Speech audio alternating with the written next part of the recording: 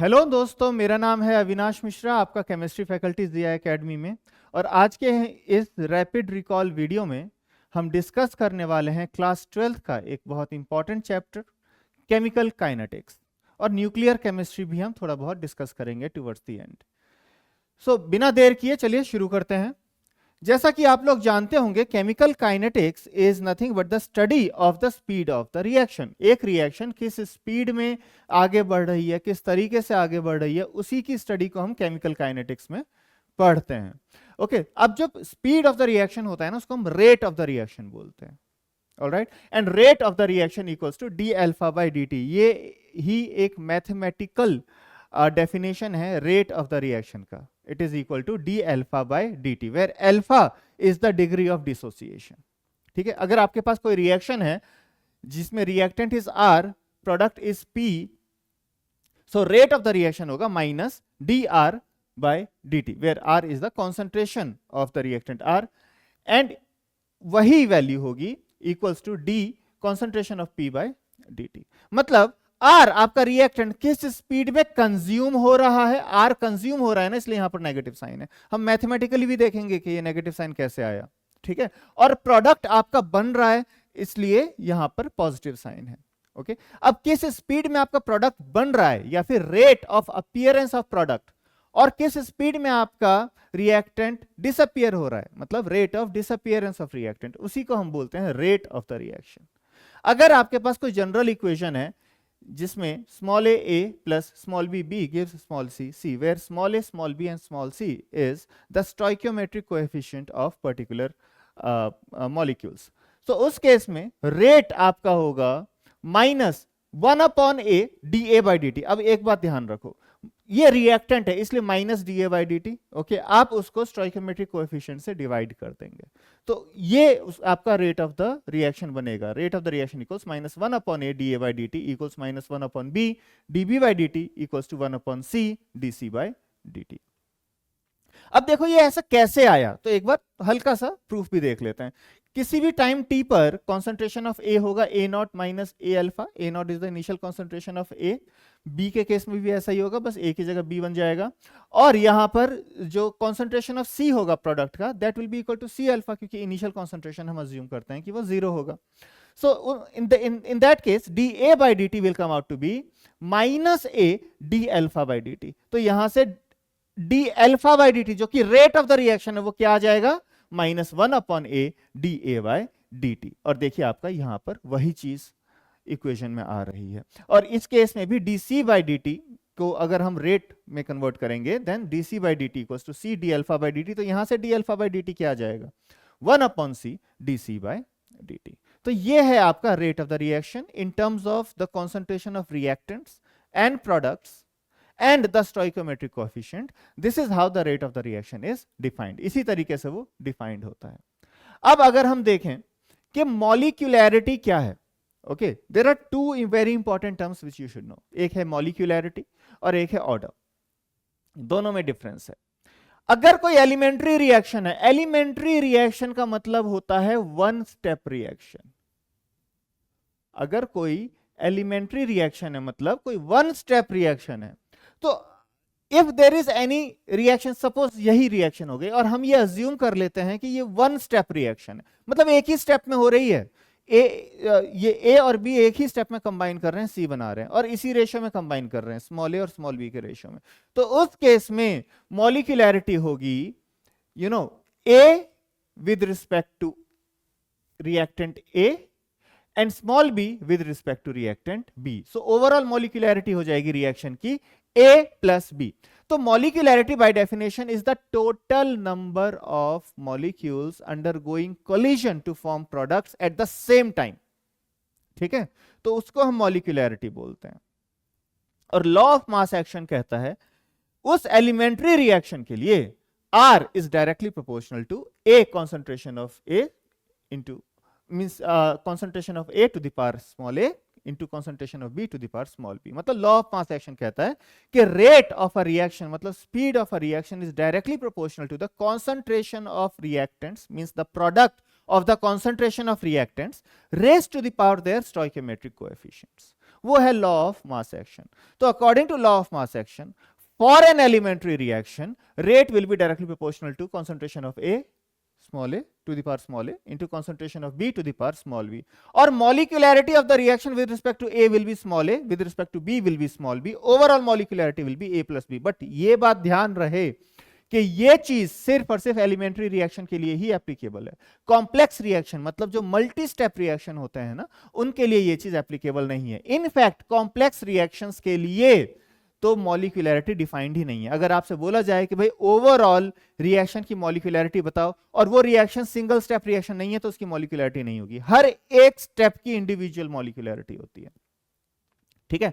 मॉलिक्यूलैरिटी generally 3 तक आपको मिलती है, ऑलराइट, 3 तक आपको मिलती है, क्योंकि बहुत ऐसा रेयर केस है जिसमें 3 से ज्यादा molecule simultaneously at the same time collide करें प्रोडक्ट बनाने के लिए। हमारे पास कोऑर्डिनेट्स भी 3 होते हैं, तो इसलिए बहुत मुश्किल है कि 3 से ज्यादा मॉलिक्यूल एक साथ कोलाइड करें। तो आपको मॉलिक्यूलैरिटी जनरल वैल्यूज इनकी 3 तक ही आपको मिलती है। अब ये तो है एलिमेंट्री रिएक्शंस के लिए, वन स्टेप रिएक्शन के लिए। तो हम मल्टी स्टेप रिएक्शन के लिए हम क्या करें? तो मल्टी स्टेप रिएक्शन के लिए जो टर्म डिफाइन होता है वो होता है order, order of the reaction. Complex reaction के लिए या मल्टी स्टेप रिएक्शन के लिए इसको हम बोलते हैं ऑर्डर ऑफ द रिएक्शन। अब अगर आपका रिएक्शन यही है सपोज, तो देखो जो रेट होगा ना वो डायरेक्टली प्रोपोर्शनल होगा concentration of A to the power X into concentration of B to the power Y। अब X और Y क्या है हमें पता नहीं, और इसको आप थ्योरेटिकली नहीं निकाल सकते, इसको एक्सपेरिमेंटली ही निकाला जाता है, क्योंकि हमें पता नहीं है X और Y क्या है, ठीक है।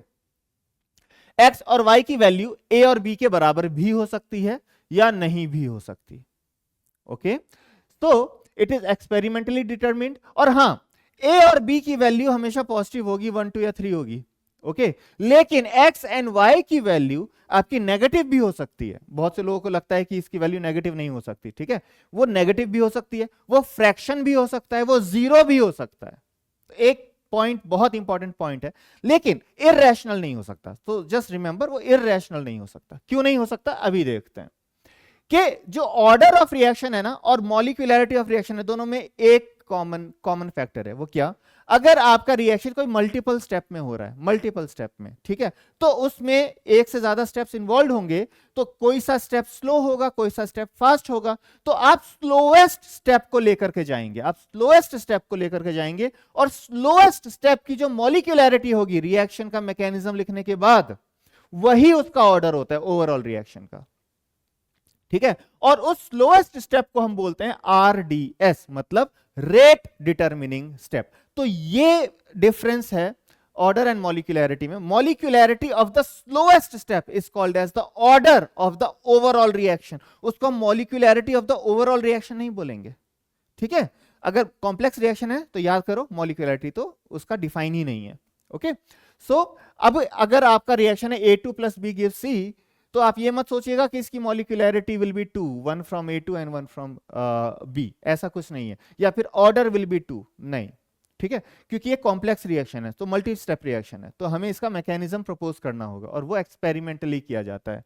तो मैकेनिज्म में पाया गया सपोज कि ये वाला स्टेप आपका स्लो स्टेप है, तो बस आप इसी को आप कंसीडर करेंगे, ठीक है। अब आप law of mass action slowest step पे लगाएंगे, मतलब आप RDS पे लगाएंगे, और जब आप law of mass action RDS पे लगाएंगे तो रेट निकल के आएगा K into concentration of A2। अब इसकी पावर क्या है? 1 है, तो वही इसकी ऑर्डर हो गया, ठीक है। So this is the order of this reaction, और इसको हम ऐसा भी बोलेंगे order of the reaction with respect to A2 is 1, with respect to B is 0, मतलब B पर वो डिपेंड नहीं करता है। आप देख रहे हैं ना ये स्टेप में यहां पर B आ ही नहीं रहा, तो इसलिए आपका रेट इक्वेशन में B नहीं आएगा, ठीक है। तो अब अल्टीमेटली जब हमने ऑर्डर ऑफ रिएक्शन सीख लिया, तो हम लॉ ऑफ मास एक्शन के अकॉर्डिंग अब हम रेट लिखेंगे। तो rate will come out to be rate of the overall reaction will come out to be R equals to K small k। मतलब लॉ ऑफ मास एक्शन अगर मैं इस पर लगाऊं तो क्या बनेगा? R directly proportional to A to the power X into B to the power Y। So अब मैं अगर प्रोपोर्शनैलिटी साइन अगर मैं हटाऊंगा तो यहां पर कांस्टेंट ऑफ प्रोपोर्शनैलिटी आएगा। Constant of proportionality is called as rate constant, इसको हम रेट कांस्टेंट बोलते हैं, ठीक है। And x is called as order of the reaction with respect to A, y is called as order of the reaction with respect to b, और overall order क्या हो जाएगा, x प्लस y। ठीक है, सो यहां तक आपको होपफुली मॉलिक्यूलैरिटी और ऑर्डर में डिफरेंस समझ में आ गया होगा। ओके, अब जब भी रेट बढ़ता है ना, rate constant depends upon temperature, आगे हम देखेंगे कि कैसे, but rate constant depends upon temperature. अब जैसे जैसे टेम्परेचर बढ़ेगा तो रेट कांस्टेंट भी बढ़ेगा, अब रेट कांस्टेंट बढ़ेगा तो रेट ऑफ रिएक्शन भी बढ़ेगा, बढ़ेगा ना, ओवरऑल स्पीड भी बढ़ेगी, राइट। तो ऐसा जनरली देखा गया है कि हर 10 डिग्री टेम्परेचर बढ़ाने के बाद, चाहे आप 10 डिग्री सेल्सियस बढ़ाओ या 10 केल्विन बढ़ाओ, बात एक ही है। So every 10 units rise in temperature, rate of the reaction becomes twice, almost, okay? So ऐसा देखा गया है, तो इसको हम बोलते हैं temperature coefficient of the reaction. So temperature coefficient of the reaction होता है rate at T+10 kelvin divided by rate at T kelvin. अब क्योंकि कॉन्सेंट्रेशन तो हमने सेम ही रखा है, तो ये क्या आ जाएगा आपका K at T+10 kelvin upon K at T kelvin. Generally इसकी वैल्यू अराउंड 2 होती है, तो इसीलिए हम बोलते हैं कि temperature coefficient is the number of times rate of reaction becomes on increasing the temperature by 10 units. Okay, और मोस्ट ऑफ द केसेस इनकी वैल्यू आपको दिखेगी 2 और 3 के रेंज में होते हुए दिखेगी, ज्यादातर हम 2 मानते हैं। अगर आपसे क्वेश्चन पूछा गया और उसमें आपको बोला गया कि भाई 300 केल्विन पे rate of the reaction is x, तो 310 केल्विन पे कितनी होगी, और टेम्परेचर कोएफिशिएंट की वैल्यू नहीं गिवन है, तब आप उसको 2 मान लोगे। ठीक है, आप उसको 2 मान लोगे, आप सीधे बोल दोगे 2x। ओके, अब जब हम बात करते हैं ऑर्डर ऑफ द रिएक्शन की, तो ऑर्डर की वैल्यू हमने डिस्कस किया है, 0 भी हो सकता है, 1 भी हो सकता है, 2 भी हो सकता है, राइट। तो अब हम यूनिमोलिकुलर रिएक्शन की बात करें, यूनिमोलिकुलर रिएक्शन मतलब एक ही मॉलिक्यूल है A और वही B बना रहा है। तो अब हम डिफरेंट सिनेरियोज एक बार पढ़ लेते हैं। अगर ऑर्डर इस रिएक्शन का 0 हो जाए तो हम रेट इक्वेशन कैसे लिखेंगे, R equals to K concentration of A to the power 0 which is equal to K। तो मैं क्या लिख सकता हूं, minus DA by dt equals to K, मैं ऐसा लिख सकता हूं, right, minus DA by dt equals to K। अब जब आप देखोगे, अभी हमने डिस्कस किया ना, रेट कांस्टेंट तो कांस्टेंट टर्म है, वो सिर्फ टेम्परेचर के साथ चेंज हो रहा है, कॉन्सेंट्रेशन के साथ चेंज नहीं हो रहा है। तो अगर टेम्परेचर आपकी कांस्टेंट है तो rate of the reaction will be constant. So ये वाला ग्राफ मिलेगा आपको रेट वर्सेस टाइम का, ये आपको याद रखना है। इनके सवाल पूछ लिया तो आपको पता होना चाहिए कि ग्राफ किस ऑर्डर के रिएक्शन का कैसा होता है। ओके, और जब आप इसको इंटीग्रेट करेंगे ना, इसका इंटीग्रेशन किया जाता है, मतलब minus D A equals to k d t, इसको इंटीग्रेट करेंगे from A naught to A t, t from 0 to t, आपका इक्वेशन ये बनेगा A t equals A naught minus k t. तो आप क्या देख रहे हैं, ग्राफ जो है concentration of A versus t का अगर मैं ग्राफ बनाऊं तो वो डिक्रीजिंग ग्राफ होगा, लीनियरली डिक्रीजिंग होगा, उसका स्लोप क्या होगा के, और जो इंटरसेप्ट है उस इंटरसेप्ट को हम क्या बोलेंगे, ए नॉट, उस इंटरसेप्ट को हम बोलेंगे ए नॉट। ओके, अब इसका जो टी हाफ है, टी हाफ क्या होता है, as the name suggest the time elapsed जब concentration of reactant becomes half of the initial concentration. तो अगर आपने ए नॉट से स्टार्ट किया तो कितने टाइम बाद उसका concentration A not by T हो जाएगा, उसको हम बोलते हैं टी हाफ। तो टी हाफ निकालने का क्या तरीका है, आप ए टी को ए नॉट बाई 2 पुट कर दो, तो इस इक्वेशन में मैं ए टी को ए नॉट बाई 2 पुट कर दूं तो यहां से टी हाफ निकल के आएगा ए नॉट अपॉन 2k। तो यहां से मुझे क्या पता चल रहा है, यहां से मुझे ये पता चल रहा है कि t half is directly proportional to the concentration of A naught, मतलब इनिशियल कॉन्सेंट्रेशन जितनी भी होगी ए की, हाफ लाइफ उतना ही ज्यादा होगा। ठीक है, मतलब अगर इनिशियल कॉन्सेंट्रेशन सपोज 1 मोलर है और हाफ लाइफ अगर सपोज 5 मिनट है, तो इनिशियल कॉन्सेंट्रेशन अगर आप 2 मोलर लोगे तो हाफ लाइफ 10 मिनट्स हो जाएगा। क्लियर, कांस्टेंट नहीं रहेगा, कांस्टेंट रहता है फर्स्ट ऑर्डर रिएक्शन में। ओके, तो अब हम देखते हैं फर्स्ट ऑर्डर रिएक्शन। तो आपका जो फर्स्ट ऑर्डर रिएक्शन है, सपोज ए गिव्स बी, ये रिएक्शन है, तो इसका जो रेट होगा, रेट इक्वल्स टू के into concentration of A, because it is a first order reaction, right. So the unit of के विल बी पर second.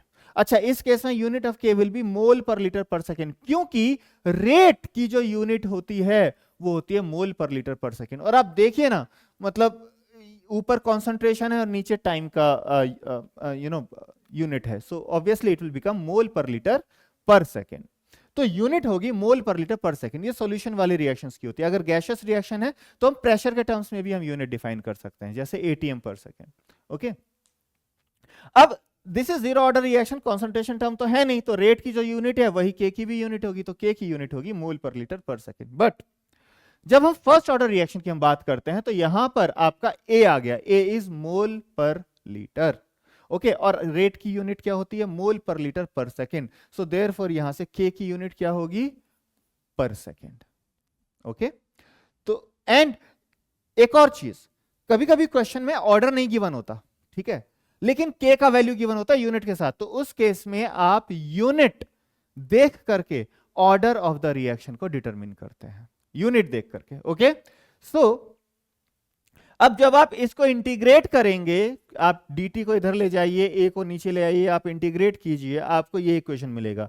a at any time t, concentration of a at any time t equals to concentration of a naught into e to the power minus kt। ये आपको expression मिलता है for concentration of reactant at any point of time t।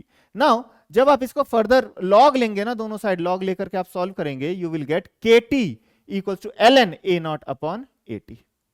Okay, kt equals to ln a naught upon at, और मैं इसको ऐसे भी लिख सकता हूं ln at equals to ln a naught minus kt। आपको पता होगा log x by y क्या होता है? log x minus log y। बस उसको मैं यहां पे सब्स्टिट्यूट करूंगा, I will get this value. तो यहां से देखो, आप जब कॉन्सेंट्रेशन ऑफ ए आप निकालोगे ना eight any point of time T, वो एक्सपोनेंशियली डिक्रीजिंग ग्राफ है, एक्सपोनेंशियली डिक्रीजिंग। दिख रहा है आपको? इक्वेशन से भी आपको ये पता चल रहा है। और अगर मैं लॉग का ग्राफ निकल लूंगा ना, तो ये मेरे को ऐसा, जैसे फर्स्ट ऑर्डर में कॉन्सेंट्रेशन का जो ग्राफ था ना विद रिस्पेक्ट टू टाइम, वैसे ही मतलब जीरो ऑर्डर में, सॉरी, वैसे ही फर्स्ट ऑर्डर में लॉग ऑफ कॉन्सेंट्रेशन का जो ग्राफ है वो डिक्रीजिंग होगा विद टाइम। ओके, सो आपको ऐसा ग्राफ मिलेगा। तो कभी कभी ग्राफ दे देता है और आपसे पूछता है कि अब आप बताओ कि इसका ऑर्डर क्या है, तो आप ग्राफ देख करके आप ऑर्डर निकाल सकते हो। और आपसे हो सकता है रेट कांस्टेंट की वैल्यू पूछ ले, तो रेट कांस्टेंट की वैल्यू आप कैसे निकालोगे? जस्ट इसका स्लोप निकाल लो, that is equal to minus K. ठीक है, चलिए अब थोड़ा और आगे बढ़ते हैं। अब जब मैं उस इक्वेशन को लिखूंगा, तो इस इक्वेशन को अगर मैं लॉग में कन्वर्ट करूं, मतलब ln को अगर मैं लॉग में कन्वर्ट करूं, तो मेरी ये इक्वेशन आ जाएगी। ये इक्वेशन आपको याद होनी चाहिए, सबसे ज्यादा यूज्ड इक्वेशन है इस पूरे चैप्टर में। kt equals to 2.303 log a naught upon 80। Okay, and आपको पता है टी हाफ क्या होता है? T half is the time elapsed when 80 equals a naught by 2। ये आप जानते हैं, t half is time elapsed when 80 becomes a naught by 2। अब आप 80 को a naught by 2 सब्स्टिट्यूट कीजिए, आपको टी हाफ आ जाएगा 2.303 log 2 अपॉन k। इस आपको पता है log 2 की वैल्यू 0.3010 होती है, उसको मैं फर्दर सॉल्व करूंगा। This is my expression for t half. Half life के लिए ये एक्सप्रेशन होता है 0.693 upon k, where k is the rate constant.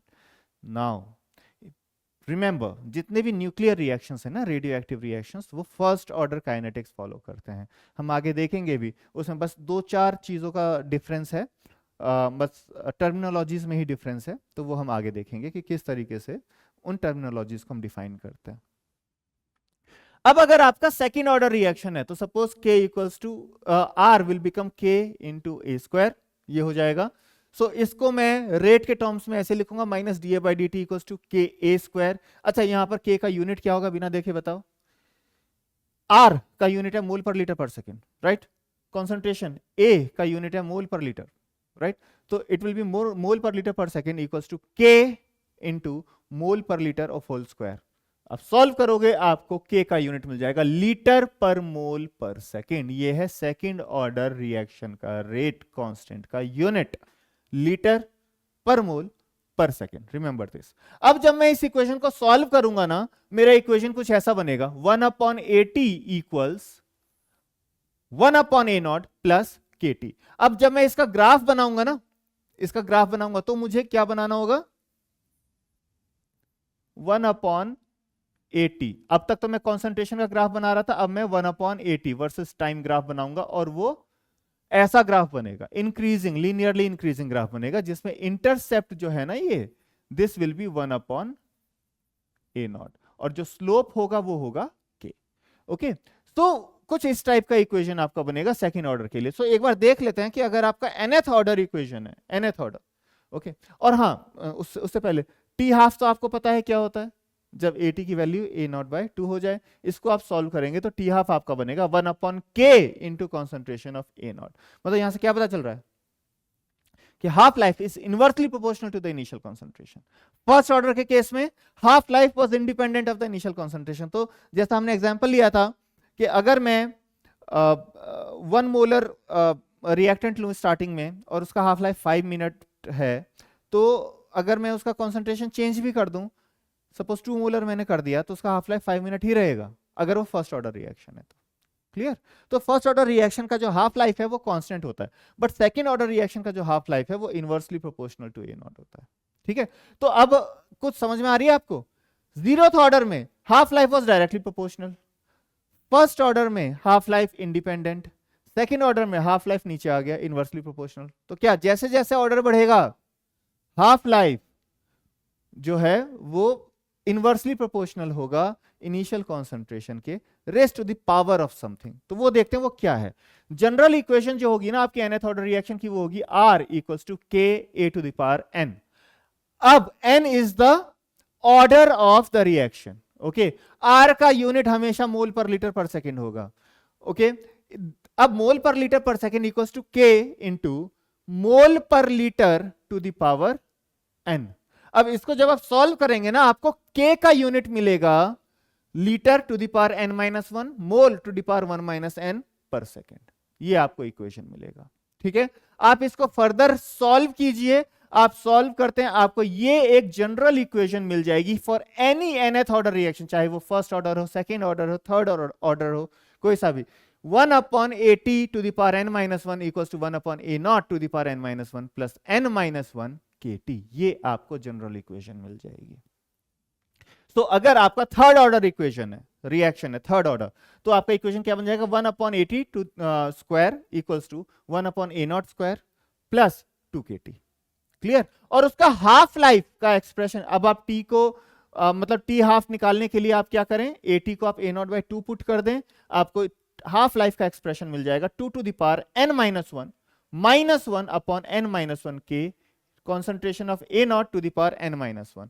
यहां से हमें दिख रहा है ना, t half is inversely proportional to concentration of a0 to the power n-1 where n is the order। But एक बात का ध्यान रखें, यहां पर n की वैल्यू 1 नहीं है। ओके, 1 अगर आप रखेंगे तो वैल्यू अनडिफाइंड हो जाएगी। तो 1 के लिए तो हम ऑलरेडी निकाल चुके हैं 0.693/k। 1 के अलावा जो कोई भी एक्सप्रेशन आपका होगा, आपका और t हाफ का एक्सप्रेशन यही आएगा। Is it clear? तो यहां तक आपको समझ में आया? ओके, नाउ अब कुछ स्पेशल टाइप ऑफ रिएक्शंस होते हैं, जैसे पैरेलल रिएक्शन। एक होता है पैरेलल रिएक्शन। इसमें क्या है ना कि अगर आपका कॉन्सेंट्रेशन मतलब अगर आपका रिएक्टेंट A है और A अलग अलग तरीके से एट द सेम टाइम अलग अलग प्रोडक्ट बना रहा है, मतलब A B बना रहा है, C बना रहा है, E बना रहा है, सेम टाइम एक ही साथ बना रहा है, लेकिन B बना रहा है K1 के रेट कांस्टेंट से, C बना रहा है K2 के रेट कांस्टेंट से, E बना रहा है K3 के रेट कांस्टेंट से। और अगर ये तीनों ही फर्स्ट ऑर्डर रिएक्शंस हैं, तो मैं ये लिख सकता हूं dB/dt मतलब rate of formation of B क्या होगा, K1 into concentration of A, rate of formation of E K3 into concentration of E, and rate of formation of C will be K2 into concentration of A। ठीक है, तो यहां से इसको अगर मैं ध्यान से देखूं तो एक पर्टिकुलर टाइम पीरियड के बाद, वो टाइम पीरियड में फिक्स कर दूं, B कितना बनेगा, C कितना बनेगा और E कितना बनेगा, ये अगर मैं निकाल लूं, और अगर मैं तीनों का रेशियो लूंगा ना, तो देखो रेशियो क्या होगा, K1A ratio K2A ratio K3A। ठीक है, यहां पर A है, सॉरी, रेशियो K3A। ऑलराइट, अब A से A तो कैंसिल आउट हो गया। तो eight any point of time parallel reaction के केस में अगर मैं कॉन्सेंट्रेशन ऑफ B, C और E का रेशियो लूंगा, तो वो हमेशा K1:K2:K3 ही आएगा। और A के लिए, A तो देखो तीनों के स्पीड से जा रहा है ना, B भले ही K1 के हिसाब से बन रहा है, बट A तो K1 के हिसाब से भी जा रहा है, K2 के हिसाब से भी जा रहा है, K3 के हिसाब से भी जा रहा है। तो overall rate of disappearance of A किस पे डिपेंड करेगा, K1 plus K2 plus K3 पे। तो A at any point of time T will be equal to A0 into e to the power minus kt, where k equals to K1 plus K2 plus K3, ये ध्यान रखना। तो overall rate constant with respect to the reactant A equals to K1 plus K2 plus K3। Okay, चलिए अब एक और class of reaction होता है जिसको हम बोलते हैं कॉन्जिक्यूटिव रिएक्शन। ओके, अब उस केस में क्या है कि आपका एक रिएक्टेंट है A, वो K1 रेट कांस्टेंट से B बना रहा है और B in turn K2 rate constant से आपका C बना रहा है। तो इस केस में आप ध्यान से सुनिए, A का जो रेट होगा जिस स्पीड से वो डिसअपियर करेगा, मतलब rate of disappearance of A will be equal to K1 into concentration of A। First order ही हमने अज्यूम किया है पूरे को। Okay, will be K1 into concentration of A। तो यहां से A concentration of A at any point of time t क्या आएगा, AT equals to A naught e to the power minus K1t। ये सिंपल है, कोई दिक्कत नहीं। लेकिन जब हम B की बात करते हैं ना, तो एक बात ध्यान रखिए, B पहले तो बन रहा होगा A से और उसके बाद वो कंज्यूम हो रहा होगा C बनाने के लिए। ठीक है, तो मैं ये बोल सकता हूं कि overall rate of formation of B will be equal to the rate of formation from this reaction. अब इस रिएक्शन से rate of formation of B क्या होगा, K1 into A, right, minus rate of disappearance of B through this reaction through the other reaction. तो इस reaction से rate of disappearance क्या होगा, K2 इंटू B, क्योंकि डिसअपियरेंस के लिए तो B ही तो रिएक्टेंट हो गया ना। ठीक है, तो overall rate of formation of B क्या होगा, नेट वैल्यू क्या आएगी, K1A rate of appearance of B minus K2B rate of disappearance of B। Okay, so dB by dt will B K1A minus K2B। और dC by dt आपका simple आएगा K2 into concentration of B only. इस reaction को आप separately आप देख सकते हैं C के लिए। तो C को थोड़ी ना पता कि भाई A कहीं पर बैठा हुआ है, A से B बन रहा है, उसे नहीं पता। उसको क्या पता है, उसको बस इतना पता है कि B किस रेट में डिसअपियर हो रहा है, क्योंकि वो तो B से बन रहा है ना। तो इसलिए dC by dt will be equal to K2 into concentration of B। अब जब इसका आप ग्राफ देखेंगे ना, आपको ये पता चलेगा कि A तो आपका टाइम के साथ जा रहा है, ओके, एक्सपोनेंशियली डिक्रीजिंग हो रहा है जैसा कि नॉर्मल फर्स्ट ऑर्डर होता है। C आपका एक्सपोनेंशियली बन रहा है जैसे कि नॉर्मल फर्स्ट ऑर्डर रिएक्शन होता है। लेकिन B के केस में क्या होगा ना, पहले तो वो बहुत हाई स्पीड में बनेगा क्योंकि A का कंसंट्रेशन ज्यादा है, तो बनेगा, तो rate of appearance of B ज्यादा होगा पहले। लेकिन टाइम के साथ जैसे जैसे B मतलब A का कंसंट्रेशन बहुत ज्यादा कम हो जाएगा, तब rate of formation of B कम हो जाएगा। ओके, लेकिन तब तक B का अमाउंट ज्यादा बन चुका होगा, तो rate of disappearance of B मतलब K2B उसकी वैल्यू ज्यादा होगी। तो पहले तो रेट ऑफ फॉर्मेशन मतलब पहले तो बढ़ेगा B का कंसंट्रेशन, फिर टाइम के साथ क्या होगा, डिक्रीज होने लग जाएगा। तो पहले B बड़ा मैक्सिमम पॉइंट पे पहुंचा और फिर डिक्रीज हो गया। तो जिस पॉइंट पे B मैक्सिमम होता है उसको हम बोलते हैं Tmax। ओके, टाइम, किस टाइम पे, और ये कंसंट्रेशन होता है उसको हम बोलते हैं Bmax। ओके, जब आप इस इक्वेशन को सॉल्व करेंगे ना, एक बात सुनिए, ए तो सिंपली सॉल्व है, बी को सॉल्व करने के लिए आपको डिफरेंशियल इक्वेशंस सॉल्व करने का ट्रिक पता होना चाहिए, वो आप कैलकुलस में पढ़ते हैं, मैथ्स में। ओके, जब आप उसको सॉल्व करेंगे बी को अल्टीमेटली, तो कॉन्सेंट्रेशन ऑफ बी आएगा K1 into A naught upon K2 minus K1 e to the power minus K1t minus e to the power minus K2t। ये निकल के आएगी आपकी वैल्यू। ठीक है, होपफुली आपको ये शायद याद नहीं करना पड़ेगा क्योंकि डायरेक्टली बी के कंसंट्रेशन पे बहुत कम चांस है कि आपसे सवाल पूछे। हाँ, लेकिन बी मैक्स और टी मैक्स जरूर पूछ सकता है, ये जरूर ध्यान रखिए। तो B max equals to A naught K1 upon K2 into K2 A naught into K1 upon K2 raised to the power K2 upon K2 minus K1। तो जितना ज्यादा ए नॉट होगा उतना ही ज्यादा बी मैक्स होगा, है ना, जितना ज्यादा ए नॉट उतना ही ज्यादा बी मैक्स, और जितना ज्यादा K1 की वैल्यू होगी उतना ही ज्यादा बी मैक्स होगा। और वो तो है ना, आप सोचिए ना, K1 की वैल्यू बहुत ज्यादा है K2 से, अगर तो rate of formation of B बहुत ज्यादा है डिसअपीयरेंस के कंपैरिजन में, राइट। तो B मैक्स बहुत ज्यादा वैल्यू निकल के आएगी। K1 की वैल्यू कम है तो B मैक्स की वैल्यू कम होगी। बताइए, यहां तक कोई डाउट है आपको? नहीं, चलो अब अगला पार्ट होता है चैप्टर का, वो होता है आर्हेनियस इक्वेशन। आर्हेनियस इक्वेशन हमें बताता है कि किस तरीके से rate of the reaction change होता है टेम्परेचर के साथ। ठीक है, थर्मोडायनेमिक्स में आपने पढ़ा होगा कि एनर्जी ग्राफ किसी भी रिएक्शन का ऐसा कुछ होता है। ये मैंने एक्सोथर्मिक रिएक्शन का ग्राफ बनाया है। अगर एंडोथर्मिक होता है तो रेट मतलब जो रिएक्शन का एनर्जी है वो नीचे होती है, प्रोडक्ट की एनर्जी ऊपर जाती है। ठीक है, तो कुछ इस टाइप का होता है। अब इस केस में आप ये देखिए, ये है मेरे रिएक्टेंट की एनर्जी, ये है मेरे रिएक्टेंट की एनर्जी, और ये है मेरे प्रोडक्ट की एनर्जी। लेकिन ये सामने एक पहाड़ सा है, मतलब मेरा रिएक्टेंट अगर यहां पर है ना, तो उसको यहां तक पहुंचने के लिए इस पहाड़ को क्रॉस करना पड़ेगा, राइट। अब जब ये पहाड़ के टॉप पे पहुंच जाएगा ना, तब जो उसकी एनर्जी की वैल्यू होगी उसको हम बोलते हैं थ्रेशहोल्ड एनर्जी। क्लियर? मतलब एक रिएक्टेंट की एनर्जी को थ्रेशहोल्ड एनर्जी तक जाना होता है प्रोडक्ट बनाने से पहले। एक बार वो थ्रेशहोल्ड एनर्जी पे पहुंच गया तब प्रोडक्ट बनाना आसान होता है। ठीक है, इस एनर्जी को, ये जो एनर्जी गैप है ना, मतलब रिएक्टेंट को कितना एनर्जी गेन करना है प्रोडक्ट बनाने के लिए, उसको हम बोलते हैं एक्टिवेशन एनर्जी। उसको बोला जाता है एक्टिवेशन एनर्जी। ओके, तो बस ध्यान रखिए, what is activation energy? It is the energy barrier which the reactant must overcome in order to form product. Okay, for example मैं अगर आपको बताऊं, जैसे हाइड्रोकार्बन का कंबशन बहुत ज्यादा स्पॉन्टेनियस है थर्मोडायनेमिकली, बट स्टिल वो अपने आप नहीं होता, आपको ट्रिगर करना पड़ता है। उसका कारण यह है कि उसके कंबशन के लिए एक्टिवेशन एनर्जी की जरूरत होती है। ठीक है, जो कि नॉर्मली नहीं मिल पाता लोगों को, रूम टेम्परेचर पे हाइड्रोकार्बन्स को नहीं मिल पाता है, तो आपको कुछ ट्रिगर करना पड़ता है वो रिएक्शन को स्टार्ट करने के लिए। लेकिन एक बार अगर स्टार्ट हो गई तो वो चलती रहेगी, क्योंकि थर्मोडायनेमिकली तो वो फिजिबल है, वो स्पॉन्टेनियस है। ठीक है, और एक रिएक्शन दूसरे रिएक्शन के लिए एक्टिवेशन एनर्जी प्रोवाइड करता है, क्योंकि बहुत ज्यादा हीट रिलीज होती है उसमें। जैसे आप अगर आप कोई कागज जलाते हैं तो एक बार आपको स्टार्ट करना पड़ता है, उसके बाद वो जलती रहती है, उसका यही कारण है। ठीक है, सो आर्हेनियस इक्वेशन, उसने एक इक्वेशन दिया जिसमें k equals to a some constant, उसको हम प्री एक्सपोनेंशियल फैक्टर भी बोलते हैं, उसको फ्रीक्वेंसी फैक्टर भी बोलते हैं, उसको आर्हेनियस फैक्टर भी बोलते हैं। ठीक है, हो सकता है क्वेश्चन में आपसे फ्रीक्वेंसी फैक्टर के टर्म्स में गिवन हो, या आर्हेनियस फैक्टर गिवन हो, या प्री एक्सपोनेंशियल फैक्टर गिवन हो, सब सेम ही है।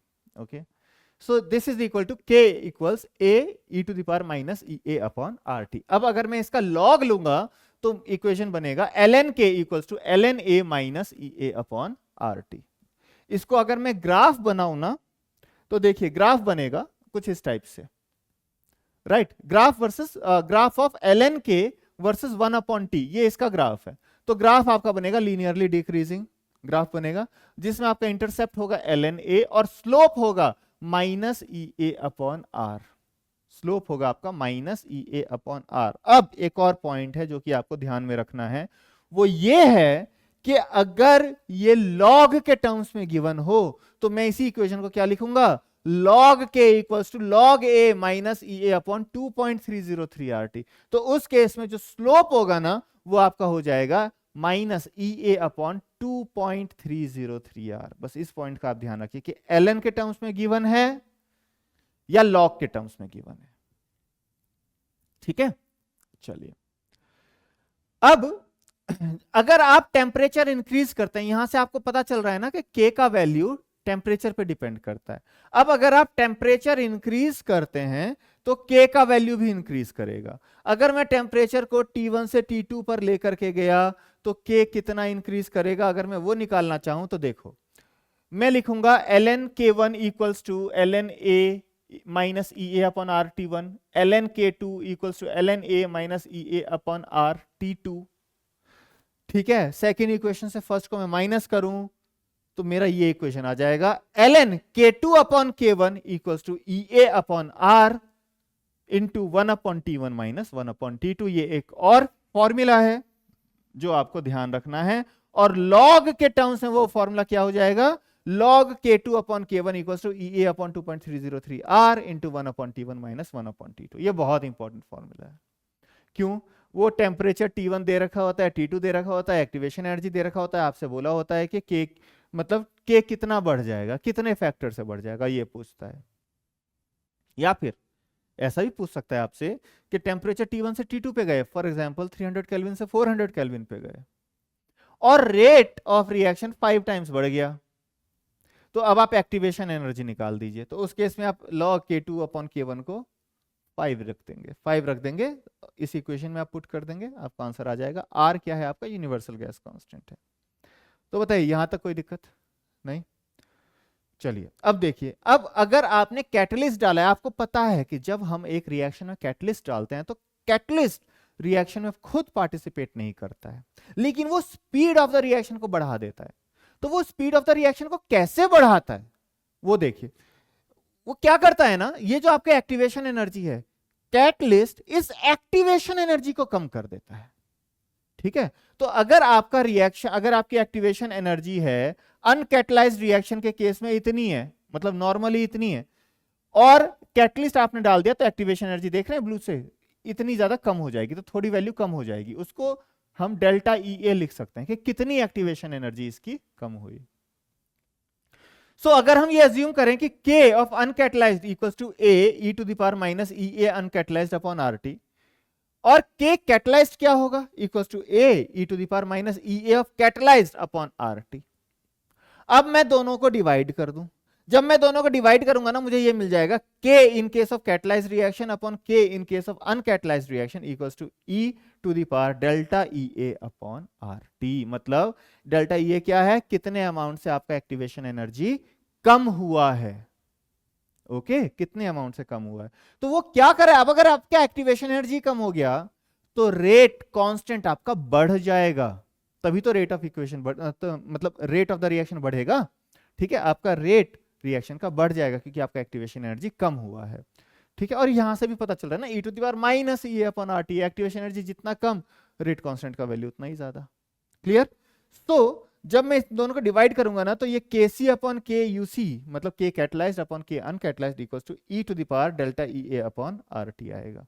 तो यहां से क्या आया, L N K C upon K U C equals to delta E A upon R T. मैंने लॉग ले लिया ना दोनों साइड। ठीक है, तो ये इस पॉइंट को आपको ध्यान रखना। ये एक और इक्वेशन है, आपसे पूछ सकता है कि rate constant of a reaction is this much, उसका एक्टिवेशन एनर्जी इतना है, और कैटलिस्ट डालने के बाद observed rate constant is this much. तो आप बताइए एक्टिवेशन एनर्जी, नया एक्टिवेशन एनर्जी कितना हो गया। तो आप डेल्टा ई ए निकालेंगे, उससे आप न्यू एक्टिवेशन एनर्जी निकाल लेंगे। या ऐसा भी हो सकता है कि आपको डेल्टा ई ए का वैल्यू गिवन हो, के अनकैटलाइज्ड का वैल्यू गिवन हो, आपको के कैटलाइज्ड का वैल्यू निकालना हो। तो इस इक्वेशन को आप याद रखिए। अगर लॉग के टर्म्स में आपको अप्लाई करना है तो आप लिख सकते हैं log K C upon K U C equal to delta E A upon 2.303 R T. बस क्लियर, बस 2.303 डिवीजन में आ जाएगा या आर के मल्टीप्लीकेशन में आ जाएगा, ये ध्यान रखना। अगर हम एल एन से लॉग पे जा रहे हैं तो 2.303 आर के मल्टीपल में आ जाएगा। ओके, अब आप इस रिएक्शन को जरा ध्यान से देखिए। ये है delta H, enthalpy of the reaction. Okay, so enthalpy of the reaction क्या होगा, energy of reactant minus energy of product, वही होता है हमारा एंथैल्पी ऑफ रिएक्टेंट। ओके, उसका मैग्नीट्यूड ओवरऑल अगर आप मैथमेटिकल एक्सप्रेशन से जाएंगे तो आपका क्या आएगा, energy of product minus energy of reactant. अब mathematically energy of product minus energy of reactant is negative, है ना, तो इसलिए डेल्टा एच की वैल्यू नेगेटिव होगी, तो ये एक्सोथर्मिक रिएक्शन है। लेकिन अगर मैं इस मतलब मुझे यही वैल्यू तो निकालनी है ना, तो ये वैल्यू मैं कैसे निकाल सकता हूं, अगर मैं एक्टिवेशन एनर्जीज को आपस में सब्ट्रैक्ट कर दूं तो ये डेल्टा एच आ जाएगा। राइट, अब आप ध्यान से देखिए, delta H will become E A of forward reaction minus E A of backward reaction. Activation energy, forward reaction की activation energy minus backward reaction की एक्टिवेशन एनर्जी को हम डेल्टा एच भी बोलते हैं। ठीक है, अब देखिए यहां इसकी हमें क्यों जरूरत पड़ी, ये पॉइंट हमने क्यों बोला, क्योंकि इक्विलिब्रियम कांस्टेंट को आप इसके साथ रिलेट कर सकते हैं। इक्विलिब्रियम कांस्टेंट को, rate constant of forward reaction is F E to the power minus E A upon R T. Rate constant of backward reaction equals to A B E to the power minus E A inverse upon R T. तो यहां से K F upon K B, rate constant of forward reaction minus rate constant of backward reaction, इसको मैं बोलता हूं equilibrium constant. Okay, so this K F upon K B equals equilibrium constant. ये क्या निकल के आएगा, A F upon A B E to the power this E A inverse minus E A upon R T. तो मैं इसको मैं क्या लिख सकता हूं, ये क्या है, ये माइनस डेल्टा एच है ना। अब मैं दोनों तरफ लॉग लूंगा तो क्या बन जाएगा, L N K equilibrium equals to L N A F upon A B minus delta H upon R T. Delta H T और इक्विलिब्रियम कांस्टेंट के बीच में ये रिलेशन है। ठीक है, और यहीं से हमें पता चलता है कि इक्विलिब्रियम कांस्टेंट किसी भी चीज पर नहीं, टेम्परेचर पर डिपेंड करता है। डेल्टा एच भी खुद खुद में टेम्परेचर पर डिपेंड करता है। ऑल्दो हम ज्यादातर क्वेश्चंस में डेल्टा एच को कांस्टेंट लेते हैं, बट वो भी टेम्परेचर पर डिपेंड करता है। ठीक है, सो दिस, ये है आपका इक्वेशन। अब अगर मैं टेम्परेचर चेंज करूं from T, if I go from T1 to T2, तो मेरा इक्वेशन ऐसा कुछ बन जाएगा, ln k equilibrium 2 upon k equilibrium 1, मतलब k equilibrium at temperature 2 upon k equilibrium at temperature 1 equals to delta h upon r 1 upon T1 minus 1 upon T2। ये है equation जो कि रिलेट करता है इक्विलिब्रियम कांस्टेंट को टेम्परेचर के साथ, कि जैसे जैसे हम टेम्परेचर इंक्रीज करेंगे तो इक्विलिब्रियम कांस्टेंट पे क्या फर्क पड़ेगा। और अगर मैं इस ln को log में कन्वर्ट कर दूं, then it becomes k equilibrium at temperature 2 at temperature T2 upon k equilibrium at temperature T1 equals to delta H upon 2.303 R 1 upon T1 minus 1 upon T2। जैसा आपसे कहा था, जब हम ln को log में कन्वर्ट करेंगे, आप R के साथ 2.303 मल्टीप्लाई कर दीजिए, आपका काम हो जाएगा। ओके, सो अब अगर हम यहां पर देखें, अगर आपका एंडोथर्मिक रिएक्शन है, अगर आपने टेम्परेचर इंक्रीज किया है सपोज, ठीक है, अगर आपने टेम्परेचर इंक्रीज किया है तो देखते हैं एक बार।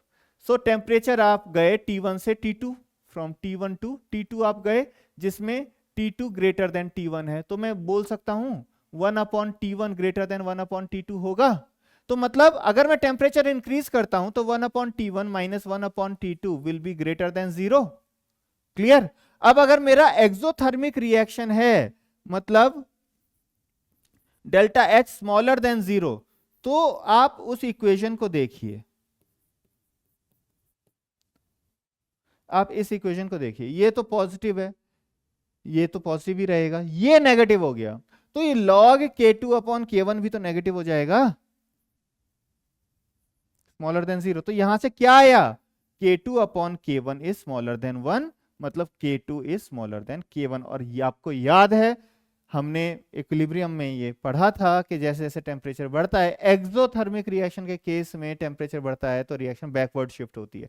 क्यों शिफ्ट होती है, क्योंकि ये देखिए, अगर टेम्परेचर आपने बढ़ाया तो इक्विलिब्रियम कांस्टेंट की वैल्यू घट गई, इसलिए। ओके, और सिमिलरली अगर आपका एंडोथर्मिक रिएक्शन है तो डेल्टा एच तो ग्रेटर देन 0 होगा, तो मैं क्या लिखूंगा, log k2 upon k1 greater than 0, मतलब k2 upon k1 greater than 1, मतलब k2 is greater than k1। मतलब जैसे जैसे मैंने टेम्परेचर बढ़ाया, अगर मेरा एंडोथर्मिक रिएक्शन है तो रेट ऑफ द रिएक्शन, मतलब जो इक्विलिब्रियम है रिएक्शन का, वो फॉरवर्ड की तरफ शिफ्ट होगा, क्योंकि इक्विलिब्रियम कांस्टेंट की वैल्यू बढ़ गई। इज इट क्लियर, कोई डाउट नहीं? ठीक है, तो अब यहां पर एक और कंसेप्ट है, कोलिजन थ्योरी। कोलिजन थ्योरी ये बोलता है, ये एक थ्योरी आई थी जिसने ये बोला कि जब भी कोई रिएक्शन होती है ना, तो उसमें रिएक्टेंट मॉलिक्यूल्स पहले आपस में कोलाइड करते हैं। अब जब रिएक्शन मॉलिक्यूल्स कोलाइड करेंगे, उसके बाद प्रोडक्ट बनेगा। ओके, अब जब रिएक्शन होगी तो 3 फैक्टर पे रिएक्शन डिपेंड करेगी। फ्रीक्वेंसी ऑफ कोलिजन, मतलब कितने ज्यादा कोलिजन हो रहे हैं पर सेकंड। आप खुद सोचिए ना, जितने ज्यादा कोलिजन होंगे उतने ज्यादा तो प्रोडक्ट बनेगा। कोलिजन ही कम हो गए तो प्रोडक्ट ही आपका मीनिंगफुल नहीं बना। Secondly, energy factor, energy factor पे भी डिपेंड करता है। एनर्जी फैक्टर ये है आपका e to the power minus EA upon RT। Energy factor क्या है ना, कि आपका कोलिजन हो रहा है लेकिन बहुत धीरे धीरे धीरे धीरे करके हो रहा है, और कोलाइड किया और निकल गया, तो क्या प्रोडक्ट बनेगा? नहीं बनेगा। ठीक है, तो आपको कोलिजन सिर्फ नंबर ऑफ कोलिजन से सफिशिएंट नहीं है, कोलिजन सफिशिएंट एनर्जी से भी होना चाहिए, सो दैट कम से कम एक्टिवेशन एनर्जी का बैरियर को तो वो ओवरकम करे, और जैसे ही एक्टिवेशन एनर्जी के बैरियर को ओवरकम करेगा तो रिएक्शन हो जाएगी। तो इसलिए सिर्फ नंबर ऑफ कोलिजन ही नहीं, energy of collision is also important here. Okay, and third factor जो कि यहां पर जरूरी है वो है ओरिएंटेशन फैक्टर। ओरिएंटेशन फैक्टर क्या है ना, कि अगर आपका कोलिजन ऐसे होना है प्रोडक्ट बनाने के लिए, क्लियर है, तो कोलिजन ऐसे ही होना चाहिए। अगर आपका ए ऐसे आ रहा है, बी ऐसे आ रहा है, कोलाइड कर रहा है, तो प्रोडक्ट नहीं बनेगा। तो इसको हम बोलते हैं ओरिएंटेशन फैक्टर, इसको स्टेरिक फैक्टर भी बोला जाता है। Is it clear? तो according to this collision theory, K will come out to be Z into P into e to the power minus EA upon RT. Arrhenius में आपको याद है ए को फ्रीक्वेंसी फैक्टर भी बोला जाता था, राइट? ए को फ्रीक्वेंसी, तो आप ये कह सकते हैं कि कोलिजन थ्योरी का ये Z is a kind of Arrhenius theory का ए। ओके, तो जब आप एक्सपेरिमेंटली ए की वैल्यू निकालेंगे तो ए की वैल्यू एक्सपेरिमेंटली क्या आएगी? ये ए थ्योरेटिकली वैल्यू जो आर्हेनियस से आया है into steric factor which is P. और ये क्वेश्चन पूछा गया है, मतलब जेईई एडवांस में भी इसके ऊपर क्वेश्चन पूछा गया था, तो आप इस पॉइंट को एक बार जरूर ध्यान में रखिएगा, ठीक है? तो मोर और लेस आपका काइनेटिक्स वाला जो पोर्शन है वो खत्म हुआ। अब एक बार हम न्यूक्लियर केमिस्ट्री देख लेते हैं। न्यूक्लियर केमिस्ट्री क्या होता है ना, उसमें न्यूक्लियस अनस्टेबल होते हैं, राइट? अब न्यूक्लियस क्यों अनस्टेबल होते हैं? ये अगर आप number of neutrons versus number of protons का अगर आप ग्राफ बनाएंगे ना डिफरेंट डिफरेंट एलिमेंट्स के, तो आप देखेंगे ये जो ग्रीन लाइन है ये है number of protons equals to number of neutrons, ये उसका लाइन है। जब आप ये ग्राफ बनाएंगे ना तो आप देखेंगे कि ज्यादातर एलिमेंट्स, ये जो शेडेड रीजन है ना, इसमें एग्जिस्ट करते हैं और इसको हम बोलते हैं जोन ऑफ स्टेबिलिटी। मतलब अगर आपका एलिमेंट इस रीजन में फॉल कर रहा है तो मतलब आपका एलिमेंट स्टेबल है। अगर आपका एलिमेंट इस रीजन में फॉल नहीं कर रहा है तो आपका जो न्यूक्लियस है, उस एलिमेंट का जो न्यूक्लियस है वो अनस्टेबल है।